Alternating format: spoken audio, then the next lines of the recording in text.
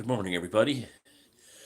I'm on the Thomas Sheridan 2 channel today because I thought I'd give this channel some love. I've neglected it for a while, and I was only talking on The Week in Strange the other night about the Sandman shadow person archetype that I forgot that I had another channel. It used to be open source occult TV, and a lot of the content that would have been, well, all the content that would have been on that in the recent years has gone to Beyond Room 313. It used to be open source occult TV, and I just renamed it Thomas Sheridan 2 as a backup channel. So if you haven't subscribed to Thomas Sheridan 2, this channel, please do, because I'm going to be doing my vlogs for a bit on here. Now, speaking of the Sandman port archetype, got me thinking about other archetypes and how they sit in other cultures, and how socially and culturally and even politically and economically those cultures are reflected in whether they adopt or have no interest in this particular cultural archetype. So for example, I was telling Timony and Jason the other day about Asterix De Gaulle, the cartoon series that started really in the really got big in the 1960s when the TV show started in France, and they translated it in every language around the world. But it never flew in some countries, and they never heard of it. They never heard of the books, which are massive in Europe. It's like Disneyland, really, or The Simpsons or something like that. They never heard of the books, and they never heard of the TV show, and this really quite surprised me. But then again, I wanted to kind of know why. And I'd imagine maybe in French-speaking Canada, among the Quebecers, Asterix is popular, or at least known about. But all the books and all the films the cartoons have all been translated into and dubbed into English, because that's how I found out about them. Now, Asterix De Gaulle is a story that takes place after the death of Vercingetorix, the great Gaulish leader who was killed by the Romans after Julius Caesar and the Romans defeated the Gauls in France, who were a Celtic tribe.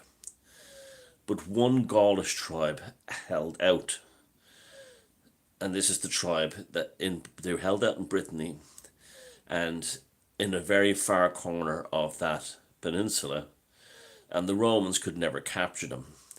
And their leader was a guy called Asterix. And with the main characters were Obelisk, who was his friend, who was a big, huge guy who was incredibly strong, not in a Herculean kind of way, but because when he was a little boy, he fell into a cauldron of magic potion made by the other main character, Getafix, the druid, and it made him super strong. So a combination of magic, and there's lots of megaliths in it as well. They included megaliths into it, druidry and druidism, and fighting the Romans as the bad guys, made the show incredibly popular, not just in France, but all around the world. And there's lots of non-English speaking countries, you will often see memes pertaining to things in that country that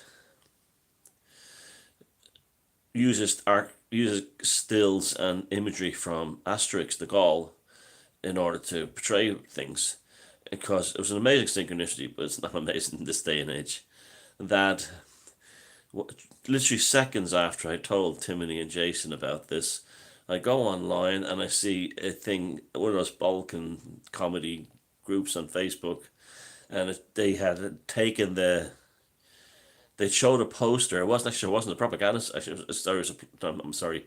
It was a site on propaganda posters, a serious site, and they showed a 1990 propaganda poster by the Serbians, where they'd actually used the cartoon map from Asterix and circled it around Serbia and parts of the Balkans. And it said, instead of saying Rome, it said Americans have conquered all of Europe. except for one strong people in this part of the world, and they were the Serbs. And I remember thinking, I thought it was really clever, but it was also a powerful synchronicity. So I've been watching up on the cartoons, and if you haven't seen them, the movie's wonderful. It's from like the 1960s, and it's great for kids. It's brilliant because it has lots of good thing. It's about fighting for what you believe in, being clever, standing up against empires and tyranny, and the power of satire. Very powerful things for children to learn about. So I looked around. The reason why it didn't fly in America was quite simple. Historic, and even though the style of animation is would be very appealing to Americans because it's very similar to the style of animation that was used for things like Charlie Brown and so on. Artistically, I'm wobbling everywhere here. Artistically, it would have appealed to Americans, but the historical context wasn't there. It just there was no historical context for Celtic people standing up as they should have been with the Irish Americans, but they're useless. It's standing up against empires, but that didn't really fly. And then, because Irish Americans never saw themselves as Celtic, they only ever see themselves as Catholic. But the the Japanese didn't like it, and this is an interesting one. And why, if you have young kids, you should expose your children to Asterix. They didn't like it because it didn't relate to it because it placed far too much emphasis on individuality. Now, what is one thing that denotes the Celtic art person and the Celtic archetype is individuality. Can the safeguarding of the individual is central to the Celtic way. The safeguarding of the individual's autonomy. This is why we had worlds of chieftains, and we didn't have empires that had fixed hard rules. Where there was massive statutes and things like that.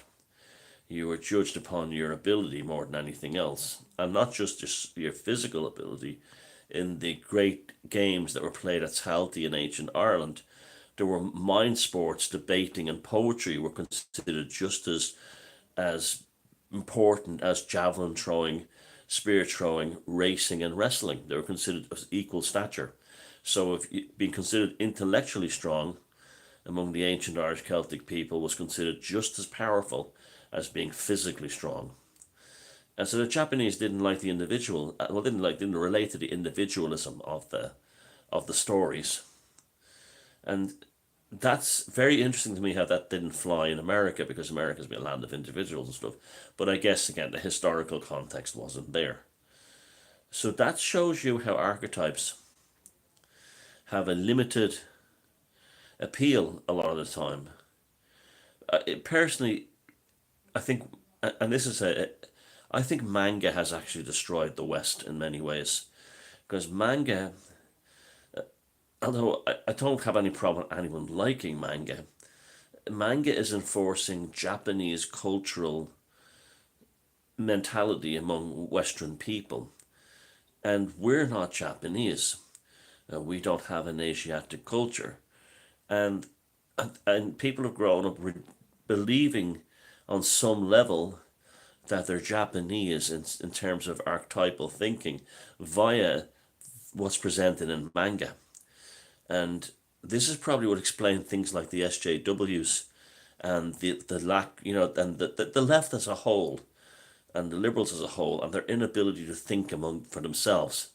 There would have been a time where it'd be inconceivable when you see some of the behavior of people of the last 3 years, the group mind hive thinking among young people.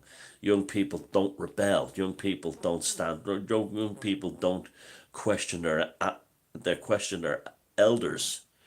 Young people don't question the government. Young people are so obedient now, even when they think they're not.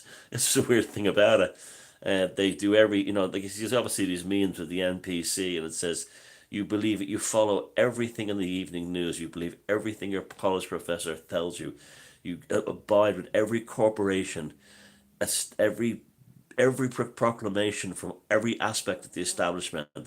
You not only abide by, but you defend, and then you have the audacity to call yourself an individual. Well, I think manga has played a huge part in that because it has cult, and that's why I think it's been adopted. The styles of animation and even some of the subtext stories have been adopted by Hollywood and stuff like that because and particularly the BBC and their children's programming because it creates a Japanese culture among the children that's the destruction of the individual, the destruction, and any kind of thing that varies from that is not a rebellion. It's more of a cosplay thing. You go down to central Tokyo and you have gangs of kids dressed as punks and as greasers from the 1950s, rock and rollers, and all kinds of other subcultural things. But that's just going downtown to play acting. And on the Monday morning, they're down the office or in college or in school, back to being what they're supposed to be. And of course, you see that with the play acting SJWs and play acting, all the other, abominations and aberrational archetypes that were experienced today. You know, it doesn't come across as sincere. And that's because I think we're not aligning with our correct archetypes. So I think parents have to be very careful about what their kids are into. You see the way even Marvel has gone. One of the reasons Marvel has gone horrible is because it's become more and more Japanese and less Western. And I think this is something that we've never really talked about enough, and it's something to consider. So we're back on Thomas Sheridan 2 channel for a while. Subscribe here if you haven't. And those of you who are into manga, I'm not saying throw away your stuff, and that's your own business, that's your own thing. But I do believe it has cultural repercussions. Take care, bye.